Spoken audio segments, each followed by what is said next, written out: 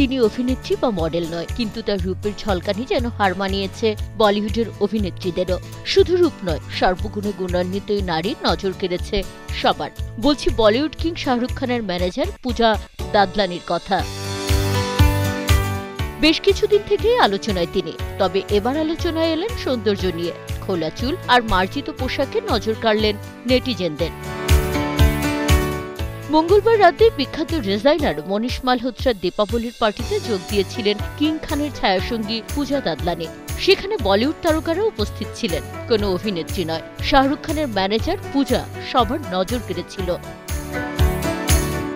দীপাবলি পার্টির জন্য খুব মার্জিত লুক বেছে নিয়েছিলেন। একটি 3 পিস ভেস্ট পরেছিলেন, একটি গাঢ় চকলেট রঙের ছোট কুর্তা এবং প্যান্ট বেছে নিয়েছিলেন। পূজা একটা লম্বা শ্রাগ পরেছিলেন, এর জন্য তার পোশাককে খুব সুন্দর দেখাচ্ছিল। তিনি চুল খোলা রেখেছিলেন, তার হাতে মেহেদিও সকলের দৃষ্টি আকর্ষণ করেছিল। পূজা দাদলানির ভিডিও ভাইরাল হয় সোশ্যাল মিডিয়ায়। সবাই তার লুকের প্রশংসা করছে।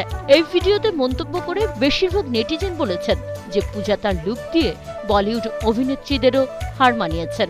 মন্তব্যে কেউ লিখেছেন ও খুব সুন্দরী, আরেকজন লিখেছেন খুব মার্জিত দেখাচ্ছে, একজন লিখেছেন ও শাহরুখের স্ত্রী গৌরীর চেয়েও বেশি সুন্দরী।